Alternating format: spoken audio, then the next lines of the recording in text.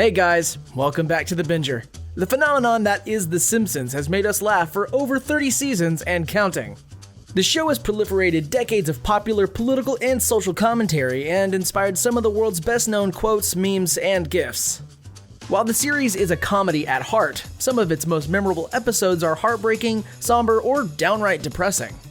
There's more than enough evidence to support the claim that things in Springfield aren't nearly as wholesome as Matt Groening and company make it appear on the surface. Not to mention that it's as if the characters are trapped in some kind of time loop since they never really age or develop. Join us as we examine the darkest fan theories about what's really going on with TV's most famous yellow family and their neighbors all these years. Watch at your own risk, because some of these are danker than Moe's Tavern.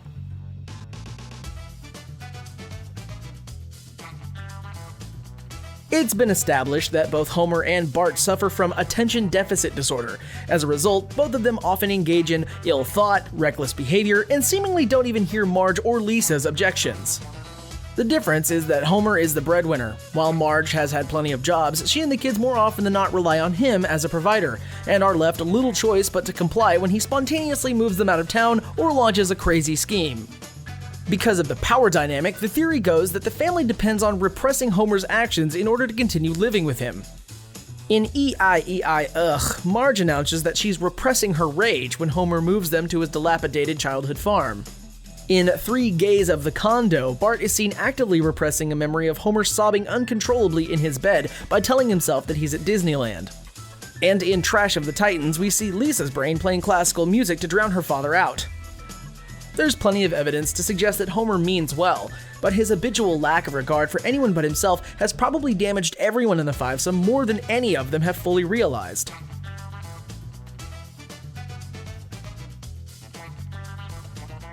Years ago, a sketch of Bart cross-eyed in a coffin was found. It's led many fans to believe that the Simpsons' son actually passed away, and the surviving family imagines him as a coping mechanism. In the now-banned episode Stark Raving Dad, a psychological assessment even concludes that Homer is hallucinating Bart. Whether or not the time loop theories are true, out of the family members, Bart has generally sustained the least amount of tangible character development. Lisa's vegetarianism and Buddhism carry forward, Homer's numerous jobs are later referenced, and even Marge has a progressive history with her sisters. Sure, Bart has his endless shenanigans with Principal Skinner and Sideshow Bob, but it's not ludicrous to think that an ex-con turned Vietnam vet who committed identity theft and a self-proclaimed homicidal maniac could continue manifesting their pint-sized nemesis.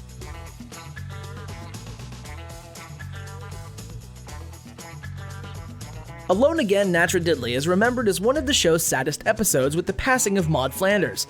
Many fans have speculated that Maude didn't in fact care about Ned at all, and her accidental passing was better for our favorite neighborino.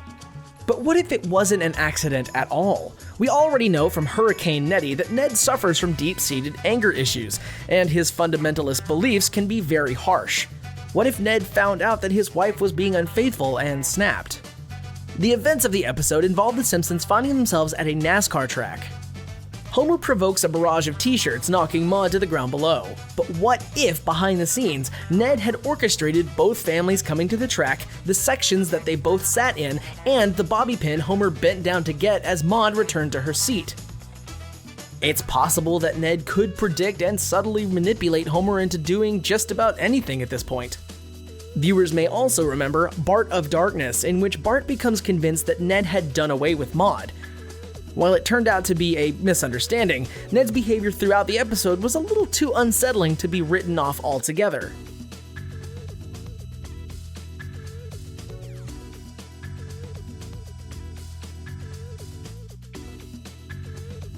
In 2007, the much-anticipated Simpsons movie hit theaters. The premise is that Springfield becomes so polluted that the White House seals the town inside of a giant dome. What if this was the first real look at where Springfield has been the whole time? If sealed away years ago, the side effects of concentrated toxins and nuclear radiation would include powerful hallucinations among the townsfolk. It would explain why they never appear to age, while broadcast signals making it through the dome could explain how they managed to stay aware of current events. After Green Day goes all Titanic in the Simpsons movie, Reverend Lovejoy refers to the latest rock band to fall victim to the town, meaning that all the trendy guest stars who have conveniently rolled through Springfield throughout the years could have just been delusions. The movie also hints at the mystery of which state Springfield is in. When the government sequesters the town, a passerby's GPS reveals that the town doesn't exist on a map anymore. They're cut off from the rest of the world.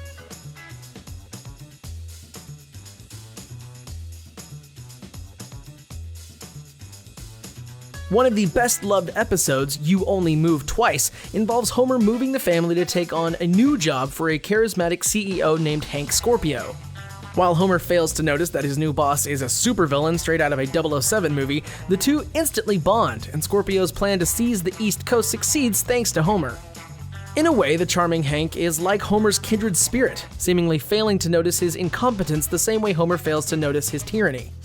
Seasons since, Homer has been involved in a series of hijinks that have impacted global economic and political climate, from spearheading Ralph Wiggum's presidential campaign, to finding a missing $1 trillion bill, to thwarting Mr. Burns' plot to sell weapons-grade plutonium.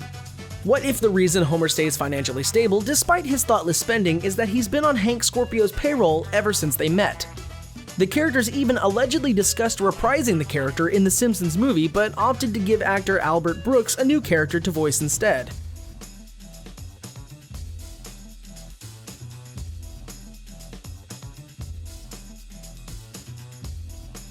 The Season 6 whodunit cliffhanger of Who Shot Mr. Burns is regarded as some of the series' best work.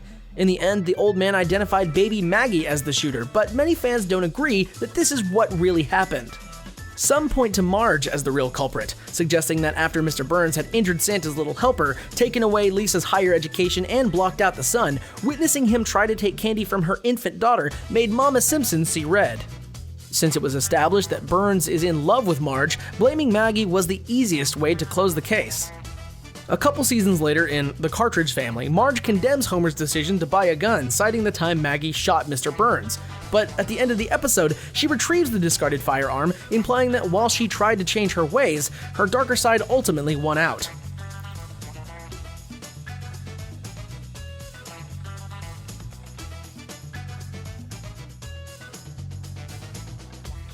Comparing these two side by side makes it easy to draw parallels, especially since they're both known to be more refined and sensitive than they appear. Nelson is a fan of Andy Williams and designer wedding dresses, and Barney created the award-winning short film Pocahontas about his alcohol addiction. So what if Barney found a way to go back in time to warn his younger self to put down the bottle? A couple of ideas explain why he hasn't done so yet. Barney could also be trapped in one of these time loop theories supposedly incarcerating Springfield. On the other hand, we've seen Barney struggle with attempting to become sober permanently. He may have decided not to tell his younger self who he really is until he truly conquered his own addiction, in order to show Nelson who he could be and decide for himself. That would of course probably mean Moe going bankrupt very early on.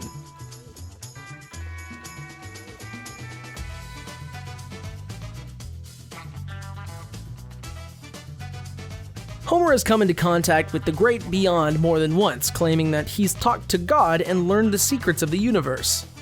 Some believe that his spiritual awakenings have led to a Deadpool-like sense of self-awareness, and that he's carried out his careless antics because he knows he's no different than Itchy and Scratchy. This is said to have transpired something during the shift from Bart's reign as the show's main character in the early seasons to Homer gradually taking the spotlight. In a twisted way, it explains his disregard for how his actions will affect his family. If he knows the reset button will just be hit anyway, then he's at liberty to experience the true nihilism as the only person in his universe who knows the true nature of his own existence.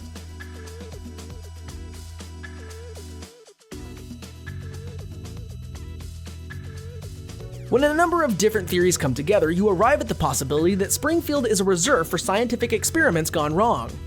The adverse effects of the nuclear plant have been confirmed thanks to the famous three-eyed fish, but characters like Handsome Pete, the Crazy Cat Lady, and Sideshow Bob appear to possess their own physical deformities.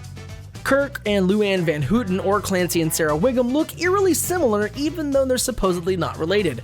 Not to mention Hans Moleman, who seems to constantly reappear despite countless fatal accidents. There's even a theory that Eddie and Lou are Springfield's very own RoboCops that don't know they're robots and may distantly be related to Bender from Futurama. Do you agree with our theories? Are they too dark or not dark enough to be true? Let us know in the comments down below. Be sure to like this video and don't forget to hit that subscribe button before you go. Thanks for watching, and we'll see you next time.